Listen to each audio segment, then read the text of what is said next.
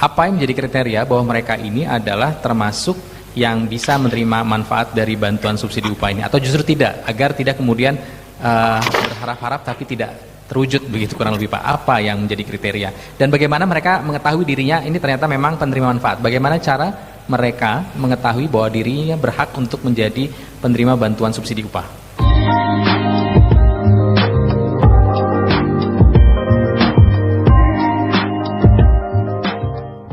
Subscribe di tombol merah di bawah ini. Bagaimana progres dari pelaksanaan bantuan subsidi upah dan sejauh mana peran BP Jam Sostek? Ini kembali ke pertanyaan dasar seperti itu. Tadi kita sudah bahas ya Pak ya, tapi boleh kita bahas, kita jawab lagi. Progres, jadi jadi peran kita sebagai mitra penyedia data calon penerima bantuan subsidi upah, kita mengumpulkan nomor rekening bank. Saat ini sudah terkumpul 14,7 juta. Kemudian kita validasi dengan perbankan, kemudian yang tahap kedua kita validasi dengan kriteria Permenaker, kemudian tahap ketiga kita validasi ketunggalan nomor rekening, ketunggalan nomor NIK, dan juga ketunggalan kepesertaan di BPJS Ketenagakerjaan. Kita dapat data 11,8 juta. Jadi sekarang ini ada 11,8 juta yang betul-betul sudah clean, yang siap untuk ditransfer. 11,8 juta sudah kita serahkan ke Permenaker, Kementerian Tenaga Kerja sebanyak 11,8 juta. Jadi dari beberapa rekening kita validasi ada 1,7 juta yang ini kita drop atau tidak bisa diteruskan karena tidak sesuai dengan kriteria. Kemudian ada 1,2 juta yang masih kita proses ulang. Jadi ini kita kembalikan ke perusahaan untuk diperbaiki, dan kami sedang menunggu proses perbaikan ini. Harapan kami adalah secepatnya untuk bisa dikembalikan ke BPJS Ketenagakerjaan untuk kita serahkan kembali, kita serahkan kepada Kemenaker. Baik, pertanyaan selanjutnya Pak, ada yang bertanya dari sisi calon penerima manfaat, apa yang menjadi kriteria bahwa mereka ini adalah termasuk yang bisa menerima manfaat dari bantuan subsidi upah ini, atau justru tidak, agar tidak kemudian berharap-harap tapi tidak terwujud, begitu kurang lebih Pak? Apa yang menjadi kriteria dan bagaimana mereka mengetahui dirinya ini ternyata memang penerima manfaat? Bagaimana cara mereka mengetahui bahwa dirinya berhak untuk menjadi penerima bantuan subsidi upah dari jadi individunya? Syarat penerima bantuan subsidi upah ini adalah yang pertama warga negara Indonesia, kedua terdaftar sebagai peserta aktif program BP Jam Sostek, ya, dan tercatat kepesertaannya sampai dengan bulan Juni 2020. Jadi di sistem BP Jam Sostek ini dipotret, ya, diturunkan per bulan Juli 2020 ada siapa saja, berapa jumlahnya, namanya siapa. Nah itu yang terdaftar. Kemudian juga memiliki upah terakhir di bawah 5 juta berdasarkan upah yang dilaporkan perusahaan kepada BP Jam Sostek, dan yang terakhir memiliki rekening bank yang aktif. Nah, para peserta BP Jam Sostek bisa mengecek dari persyaratan ini, ya, kemudian bisa juga melihat di aplikasi kami, bisa diunduh aplikasi kami BPJS PKU, atau melalui website kami sso.bpjsketenagakerjaan.go.id.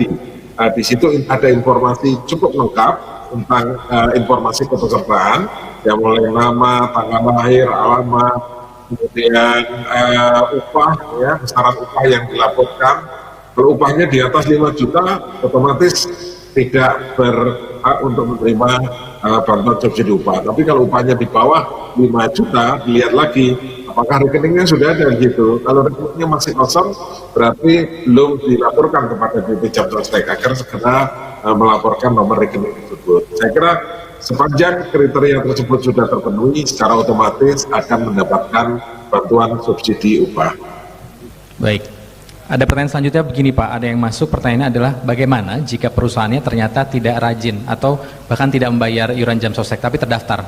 Apakah ada kisah atau kasus seperti itu, lalu bagaimana diperlakukannya? Ya, jadi syarat utama untuk menjadi penerima bantuan subsidi upah adalah tercatat sebagai peserta aktif peserta aktif BP Jam Sostek. Peserta aktif ini adalah yang masih aktif mengiur dan juga yang menunggak. Nah, kita memahami dalam 2-3 bulan terakhir ini di masa pandemi ada kesulitan cash flow di perusahaan, sehingga ini kita kita sisihkan dulu.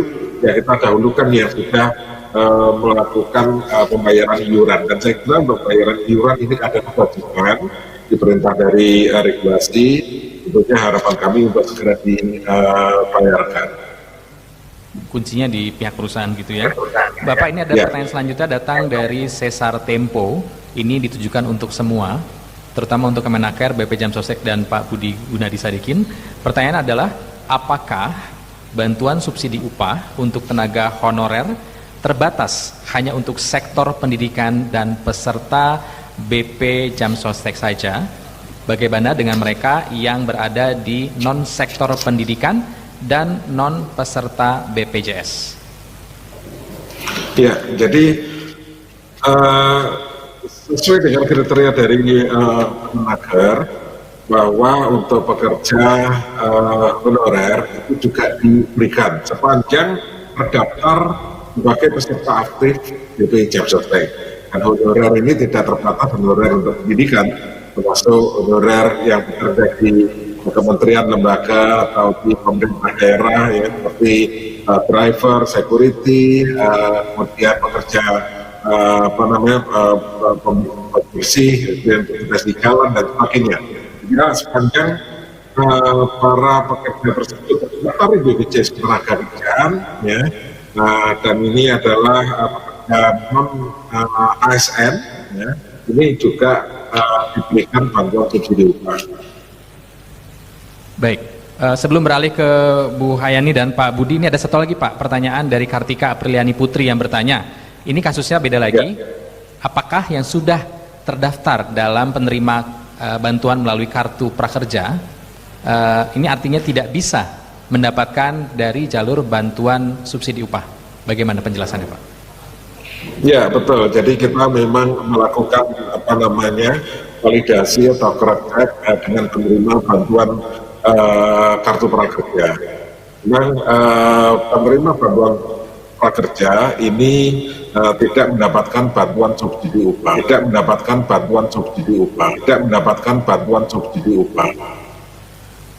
Baik, terima kasih.